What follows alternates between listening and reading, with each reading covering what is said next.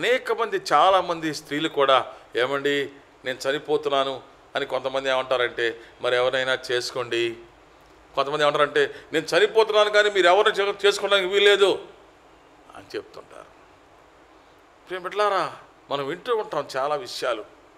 చనిపోయే ముందు మన దహన సంస్కారాల గురించి ఆలోచిస్తాం, చనిపోయే ముందు మన యొక్క ఆస్తి పంపకాల గురించి ఆలోచిస్తాం, చనిపోయే ముందు పెళ్లి చేసుకోవాలో వద్దో ఆలోచిస్తాం, చనిపోయే ముందు ఏ కుమారుడు ఏ కుమార్తె దగ్గర ఉండాలో ఆలోచిస్తాం,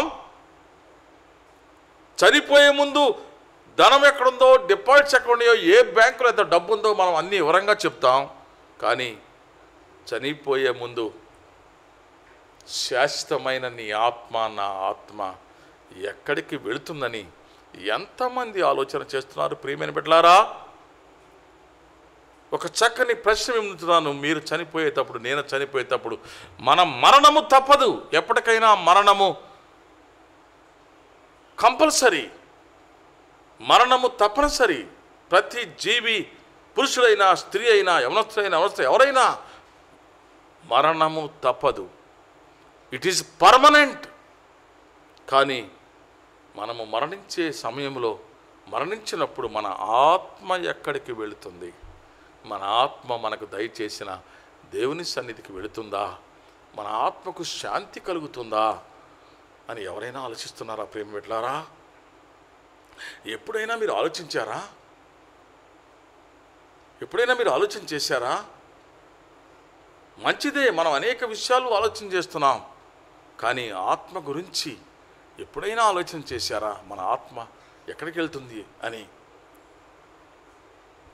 ఎంతసేపు మన యొక్క జీవితాన్ని చుట్టూ తిరుగుతున్నాం, కానీ మన ఆత్మ స్థితిని మనం తెలుసుకోలేకపోతున్నాం, మన ఆత్మ గతిని తెలుసుకోలేకపోతున్నాం. యేసు శిలువ మీద తండ్రి నా ఆత్మను నీకు అప్పగిస్తున్నాను, వీఆర్ రెడీ. ప్రియమైన తల్లి, ప్రియమైన తండ్రి, ప్రియమైన యవనస్తుడా, నువ్వు ఈ దినము లేక మరణము సంభవించినప్పుడు, లేక మరణము నీ దగ్గరకు వస్తున్నప్పుడు, నువ్వు మరణ పంచుల్లో ఉన్నప్పుడు, డాక్టర్ గారు నువ్వు చనిపోతావని చెప్పినప్పుడు, యు ఆర్ డేర్ ఎనఫ్, నువ్వు చెప్పగలవా? దేవా నా ఆత్మను నీకు అప్పగిస్తున్నాను. ధైర్యంగా మీరు చెప్పగలరా? నేను చెప్పగలనా? చెప్పగలిగే స్థితిలో ఉన్నప్పుడు మనకు దీవెన, ఆశీర్వాదం. ఎప్పుడైనా ఆలోచన చేశారా? ఆలోచన చేయకపోతే ఒక్కసారి ఈ సందేశం వింటున్న తల్లి, సందేశం వింటున్న తండ్రి, సందేశం వింటున్న యవనస్తురాలా, ఒక్కసారి ఆలోచించండి. ఆత్మ మనలో ఉంది, మన ఆధీనంలో ఉంది. శరీరంతో అక్రమాలు చేసుకుంటూ, అన్యాయాలు చేసుకుంటూ, మోసము చేసుకుంటూ, పాపంలో నిమగ్నమై పాపాన్ని అనుభవిస్తూ, పాపంలో మునిగి తేలుతూ, మన ఆత్మను, మన శరీరాన్ని కల్మషము చేసుకొని మన ఆత్మను పరలోక రాజ్యంలో లేక దేవుని చెంతకు వెళ్లకుండా మన ఆత్మను పాతాళములోకి లేక నరకానికి పంపించే యోచనలో ఎందుకు మనం ఉండాలి? ఎందుకు ఈ పాపాన్ని మనం కొనసాగిస్తూ ఉండాలి? అందుకే నా సందేశాల్లో మీకు ఎన్నోసార్లు చెప్పాను, రక్త మాంసాలు మనం కలిగి ఉన్నాం, కారము ఉప్పు తింటున్నాం. మనుషులమైన నీవు, నేను, మనము ఏదో ఒక సమయంలో మన కోరికలను బట్టి, మన ఆశలను బట్టి, మన ఉద్దేశాలను బట్టి పాపానికి ఒడిగొడుతూ ఉంటాం, పాపము చేస్తూ ఉంటాం. మన కోరికల కోసము ఏదో ఒక చోట దేవునికి వ్యతిరేకమైన పాపంలో మనం కొనసాగుతూ ఉంటాం. పర్వాలేదు, కానీ ఏదో ఒక రోజున మనము ఆగాలి. We can stop. ఆగి మనం వెనుకకు మరలాలి. మన పాత జీవితానికి స్వస్తి పలకాలి, మన ప్రాచీన స్వభావానికి స్వస్తి పలకాలి. కొత్త జీవితాన్ని ప్రారంభించాలి, కొత్త నడవడికను ప్రారంభించాలి. పాతవన్నీ వదిలేసేయాలి. పాత పాపాన్ని, పాత క్రియలను, పాత మోసాన్ని, పాత అక్రమాన్ని, పాత అన్యాయాన్ని, ఆ యొక్క పాత స్థితిని ప్రభు చెంతలో ఒప్పుకొని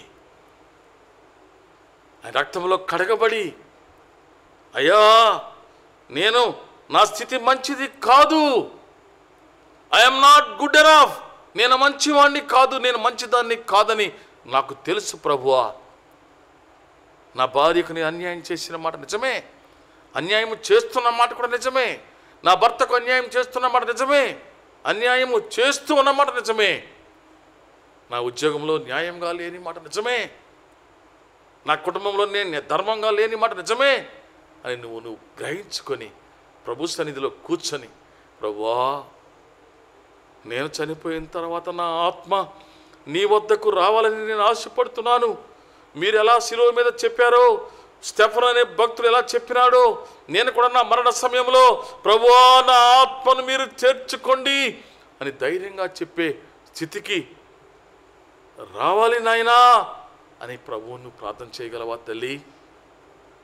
శిలువ శ్రమలలో తెల్లని వస్త్రాలు వేసుకొని ఉపవాసం ఉంటూ శిలువ శ్రమలు ధ్యానిస్తూ కన్నీటితో నాన్ వెజిటేరియన్ కూడా తినకుండా ఒక్క పూట మాత్రమే భోజనం చేసి నిష్టగా ఉంటున్న తల్లి, నిష్టగా ఉంటున్న తండ్రి, నిష్టగా ఉంటున్న యవనస్తుడా, నిష్టగా ఉంటున్న యవనస్తురాలా, మంచిదే, చాలా నిష్టగా ఉంటున్నారు, దేవునికి ఇష్టంగా ఉండడానికి ప్రయత్నం చేస్తున్నారు, మంచిదే, నేను కాదనటం లేదు. కానీ ఈ సందేశం వింటున్న ఓ యవనస్తుడా, యవనస్తురాలా, నీ యవన కోరికలను, నీ యవన ఉద్దేశాలని, నీ యవన ఆశలను ప్రక్కన పెట్టి నీ యొక్క అక్రమమైన నీకు, నీ తల్లిదండ్రులకు లేక నీ కుటుంబానికి ఇష్టము లేని నీ యొక్క స్నేహాలను తీసి పక్కన పెట్టి ప్రభు చెంతకు వెళ్ళు.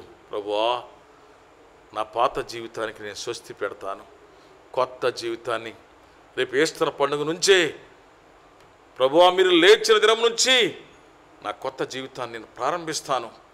ఎందుకంటే నేను చనిపోయినప్పుడు నా ఆత్మ మీ వద్దకు రావాలి, నా ఆత్మ మీ చెంతకు రావాలి, నా ఆత్మ మీ దగ్గరకు చేరుకోవాలి. ఆత్మ గురించి బాధ్యత తీసుకోవటము పవిత్రమైనది. ప్రియమైన తల్లి, ప్రియమైన తండ్రి, ప్రియమైన యవనస్తుడా, నేను మరలా చెప్తున్నా, మన ఆత్మ నీ ఆత్మ గురించి, నా ఆత్మ గురించి, మరణము లేని శ్రేష్టమైన నిత్యరాజ్యంలోనికి వెళ్ళే నీ ఆత్మ గురించి, నా ఆత్మ గురించి బాధ్యతగా ఆలోచించటం అనేది పవిత్రమైన ఆలోచన. అది పవిత్రమైనది. ఇప్పటి వరకు నువ్వు ఆలోచించవలేదో నాకు తెలియదు, కానీ ఇప్పుడే ఆలోచన చేయి. నీ ఆత్మ గురించి ఒక్కసారి నువ్వు ఆలోచన చేయి. ప్రపంచంలో ప్రమాదాలు ముంచుకు వస్తున్నాయి. ప్రపంచము యావత్తు మన జీవితాలు ప్రమాదాల్లో కొనసాగుతూ ఉన్నాయి. మన జీవితం యొక్క సెక్యూరిటీ, మన జీవితాలు భద్రత మన చేతుల్లో లేదు. మన జీవితము, మనము బండి ఎక్కువ, మోటార్ సైకిల్ ఎక్కువ, కారులో ఎక్కువ, మనం బయటకు వెళుతున్నాం, ఏదో ఒక ఊరికి, ఒక పట్టణానికి మనం బయలుదేరుతున్నాం, మంచిదే. కానీ తిరిగి వస్తామని గ్యారంటీ లేని ఈ దినాల్లో మన భద్రతకు, నీ భద్రతకు, ప్రియమైన తల్లి, ప్రియమైన తండ్రి, ప్రియమైన యవనస్తుడా, యవనస్తురాలా, నీ భద్రతకు, నీ సెక్యూరిటీకి, నా భద్రతకు, నా సెక్యూరిటీకి భరోసా లేని ఈ దినాల్లో, గ్యారంటీ లేని ఈ దినాల్లో నీవు నేను ఒక్కసారి మనం పరిశీలన చేసుకునవలసి ఉన్నది. మన మరణము తర్వాత, నీ మరణము తర్వాత, నా మరణము తర్వాత మన ఆత్మ గతి ఏమిటి, మన ఆత్మ ఎక్కడికి వెళుతుంది అని ఒక్కసారి మనం పరిశీలించుకోవాల్సింది. మన మరణము తర్వాత మన ఆత్మ దేవుని వద్దకు వెళ్ళినట్లయితే అది మనకు అంతిమ విజయము, మరపు రాని విజయము. అదొక పవిత్రమైన ఘన విజయము. అలాంటి విజయాన్ని ఎంతమంది పొందుకుంటున్నారో నాకు తెలియదు, కానీ నీ పాపాలు ప్రభువు యొక్క విలువైన అమూల్యమైన రక్తములో కడగబడినప్పుడు, నీ పాపాలు క్షమించబడినప్పుడు, నీ పాపాలు నా పాపాలు ఒప్పుకొనబడినప్పుడు, నీ పాపాలు నా పాపాలు విడిచిపెట్టినప్పుడు మన ఆత్మ ప్రభు దగ్గరికి వెళుతుంది. చాలామంది చనిపోయిన తర్వాత ప్రార్థన చేస్తూ ఉంటారు. అనేక మంది జనాల్లో సేవకులు కూడా, దేవుని సేవకులు కూడా, ఈ ఆత్మ శాంతి దయచేయండి ప్రభువా. మనము మరణించిన మరుక్షణమే మన ఆత్మ పరలోకానికి వెళ్ళాలో, నరకానికి వెళ్ళాలో, పరలోకానికి వెళ్ళాలో, పాతాళానికి వెళ్ళాలో దేవుడు డిసైడ్ చేసేస్తాడు. నువ్వు చనిపోయే, ప్రాణము పోయే సమయంలో నీ ఆత్మ పరదైసుకు లేక పరలోకానికి వెళుతూ ఉన్నట్లయితే దేవదూతలు వచ్చి సిద్ధముగా ఉంటారు. ఒకవేళ నువ్వు పాపంలో కొనసాగి పాపంలోనే కొట్టుమిట్టాడుతూ ఉన్నట్లయితే నీ ఆత్మ కోసము సాతాను దూతలు వచ్చి నిలబడి ఉంటాయి. అక్కడ తెలిసిందా నీకు? నువ్వు మరణించిన తర్వాత, నేను మరణించిన తర్వాత ఎంతమంది దేవుని సేవకులు కొన్ని వేల మంది ప్రార్థన చేసినా మన ఆత్మకు శాంతి ఉండదు. అది మనము జీవించినప్పుడే, మరణ సమయంలోనే అది డిసైడ్ అయిపోతుంది, నిర్ణయం అయిపోతుంది. చనిపోయిన తర్వాత దాన్ని ఎవరు మార్చలేరు. దేవుడు కూడా మన యొక్క జీవితాన్ని ఇక చనిపోయిన తర్వాత మార్చలేడు. It was decided. మన ఆత్మ ఎక్కడికి వెళ్ళాలో అది డిసైడ్ అయిపోతుంది. కనుక ప్రియమైన తల్లి, ప్రియమైన తండ్రి, ప్రియమైన యవనస్తుడా, ప్రియమైన బిడ్డలారా, ప్రియమైన దేవుని బిడ్డలారా, ఒకవేళ మీ హృదయాన్ని, మీ మనసును గాయపరిస్థితులను క్షమించండి. కానీ ఒక విషయం ఆలోచన చేయండి. మనము, నీవు, నేను, మనమందరము చనిపోవటము తప్పదు. ఈరోజు, రేపు, ఎల్లుండు, లేక 5 సంవత్సరాలకి, 10 సంవత్సరాలకి, 15 సంవత్సరాలకి చనిపోతాం, తప్పదు. కానీ మన ఆత్మ ప్రభువు దగ్గరికి వెళ్ళాలి. మన ఆత్మను ధైర్యంగా ప్రభువుకు అప్పగించాలి. ఆలోచన చేయండి. ప్రార్థన చేసుకుందాం. ప్రియ పరలోకపు తండ్రి, ప్రభువా, మీరు శిలువపై మీ ఆత్మను దేవునికి అప్పగించారు. మేమందరము అలాంటి బిడ్డలుగా ఉంటాం. మీ కృప దయచేయండి. స్టెఫను కూడా భక్తుడై ఉండి, మానవుడై ఉండి ఆత్మను మీకు అప్పగించాడు.